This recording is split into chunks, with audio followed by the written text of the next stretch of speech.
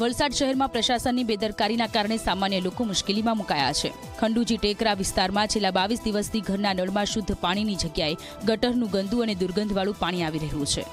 લોકોને પીવાનું પાણી મેળવવા માટે વલખા મારવા પડી રહ્યા છે। આનાથી રોગચાળો ફેલાવાનો ખતરો છે, પરંતુ વારંવાર ફરિયાદ કરવા છતાં નગરપાલિકા તરફથી કોઈ કાર્યવાહી થઈ નથી, જેથી સ્થાનિકોમાં તંત્ર સામે ભારે ગુસ્સો છે।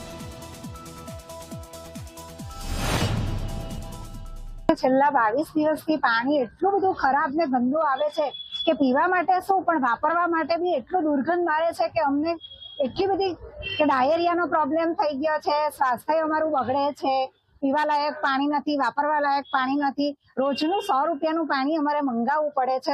એને સમારકામ ચાલુ કરેલું જ છે ને જેમ બને તેમ વહેલા તકે પ્રજાને સારું પાણી મળે ને સ્વાસ્થ્ય માટે હાનિકારક ન પહોંચે એ માટે હું પ્રયાસ કરું છું।